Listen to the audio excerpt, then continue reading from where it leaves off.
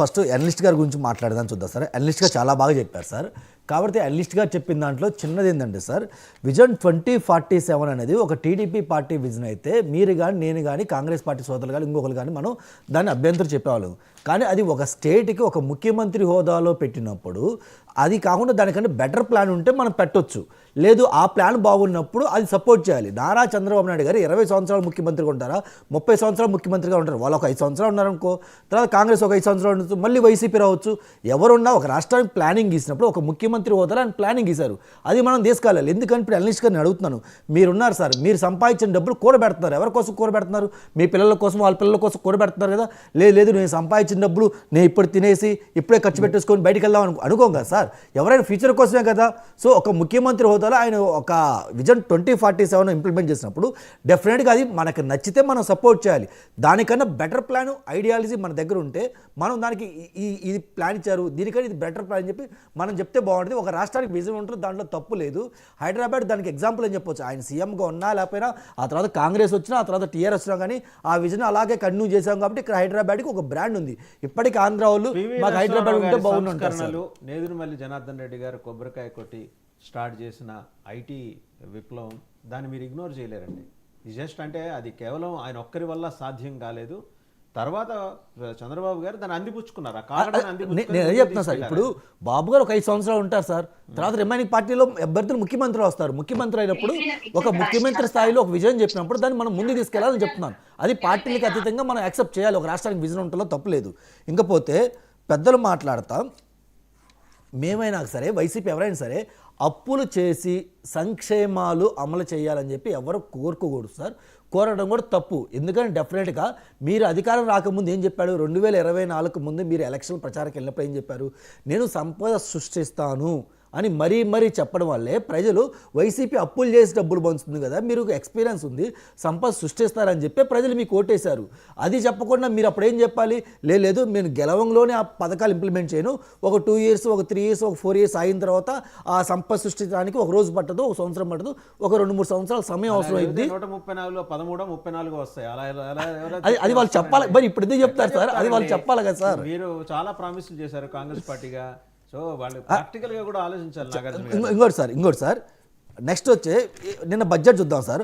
అన్నదాత సుఖీభావ అని చెప్పి ప్రతి ఇంటికి వాళ్ళు 20,000 డబ్బులు ఇస్తా ఉన్నారు సార్. మొత్తం వాళ్ళు బడ్జెట్ అలొకేట్ చేసింది 63,000 కోట్లు సార్. కానీ అసలు రాష్ట్రానికి కావాల్సింది 11,000 కోట్లు కావాలి సార్. ఎందుకంటే రాష్ట్రంలో మొత్తం 56 లక్షల మంది రైతులు ఉంటే వీళ్ళు బడ్జెట్ అలొకేట్ చేసిన బడ్జెట్ కనుక మనం డిస్ట్రిబ్యూషన్ చేసుకుంటా పోతే దాదాపు 31 లక్షల మందికి మాత్రమే ఈ బడ్జెట్ వస్తుంది. మరి రిమైనింగ్ వాళ్ళ పరిస్థితి ఏంది? వాళ్ళకి అన్నదాత సుఖీభావ ఇస్తారా, ఇవ్వరా? ఇవ్వకపోతే మళ్ళీ మీరు ఏమైనా కండిషన్ పెడతారా? లైక్ ఇన్కమ్ ట్యాక్స్ పే చేస్తే రాదు, లేదంటే 2-3 పిల్లలు ఉంటే రాదు, అలా ఏమైనా మళ్ళీ కండిషన్ పెట్టి మళ్ళీ ఏమైనా కోతకు వస్తారని వాళ్ళ టీడీపీ వాళ్ళు కానీ జన సైనికులు కానీ చెప్పాలి సార్. ఇంకపోతే స్థరళ నిధీకరణ అని చెప్పి వాళ్ళు జస్ట్ 300 కోట్లు వేశారు సార్.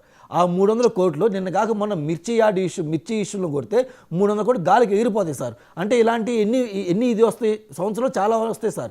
మరి అలాంటి వాటికి ఒక 300 కోట్లు ఏమి సరిపోద్ది? వాళ్ళు అప్పుడు ఇచ్చిన మాటలేదు, మరి ఇప్పుడు చేసేది ఏంది? అలాగే ఉచిత సిలిండర్ సార్.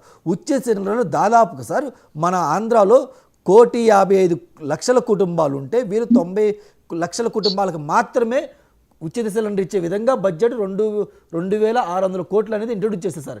యాక్చువల్గా ఉచిత సిలిండర్ కావాల్సింది 4,500 కోట్లు కావాలి. మరి ఆ మిగిలిన ధనాన్ని ఎవరు తీసుకొస్తారు? సెంట్రల్ గవర్నమెంట్ ఇచ్చిందా, లేదా ఇంకోటి ఏం చేస్తారని చెప్పి అసలు బడ్జెట్లోనే వాళ్ళు పెట్టలేదంటే వాళ్ళు అలొకేట్ చేస్తారా చేయరా? అసలు సిలిండర్లు ఇస్తారు లేదని చెప్పి ఈరోజు ప్రజలు కూడా డైనమో పడుతున్నారు సార్. ఇచ్చే సిలిండర్ కూడా అన్ని కుటుంబాలకు ఎందుకు ఇవ్వట్లా, కొంతవరకు మాత్రమే మీరు ఎందుకు చేస్తున్నారు? అది ఒకసారి వీళ్ళు దృష్టిలో పెట్టుకుని ఎక్స్ప్లెయిన్ చేయాల్సింది సార్. నెక్స్ట్ పోతే మహాశక్తి అనేది ఊసేలేదు. డ్వాక్రా మహిళలకు ఎవరైతే 10 లక్షలు ఇస్తా అన్నారు అది లేదు సార్.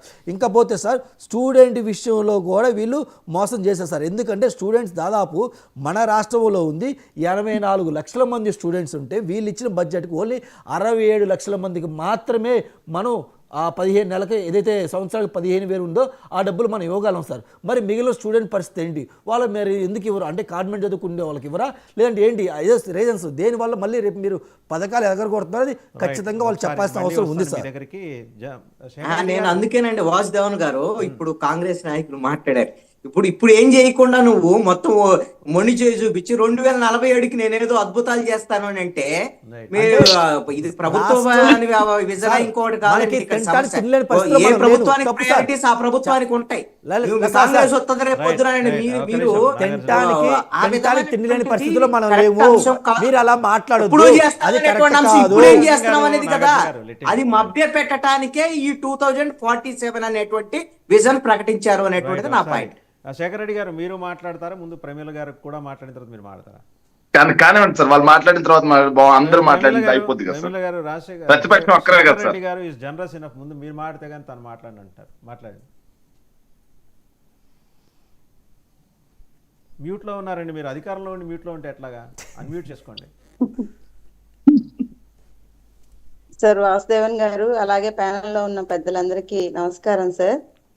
సార్, పెద్దలందరూ మాట్లాడినట్టు దానికి ఇవ్వలేదు, దీనికి ఇవ్వలేదు, నిధులు అప్పులు తెస్తే ఎట్లా అంటే, ఇప్పుడున్న మన ఆర్థిక పరిస్థితి ఎంత దారుణంగా ఉందంటే, చిన్న చిన్న పంచాయతీల్లో సైతం అక్కడ పనిచేసే సెక్రటరీలు వాళ్ళ సొంత డబ్బులు ఖర్చు పెట్టుకొని చిన్న చిన్న పనులు చేసుకునే పరిస్థితి ఉంది సార్. పంచాయతీల్లో నిధులు లేదు, ఏ శాఖలో నిధులు లేకుండా గత ప్రభుత్వం ఆర్థిక వ్యవస్థనంతా చిన్నాభిన్నం చేసిన పరిస్థితుల్లో, ఇప్పుడున్న పరిస్థితుల్లో వాళ్ళు ఇచ్చిన హామీల్ని వన్ బై వన్, ఇప్పుడు అధికారంలో రాగానే ఫస్ట్ వైసీపీ గవర్నమెంట్కి 4 సంవత్సరాలు పడితే పెన్షన్ 1000 రూపాయలు పెంచడానికి, వెంటనే వచ్చిన గవర్నమెంట్ 1000 రూపాయలు, 6000, 10,000 అలా లబ్ధిదారులకి వాళ్ళ అవసరాల కొద్దీ పెన్షన్ని పెంచింది ఫస్ట్.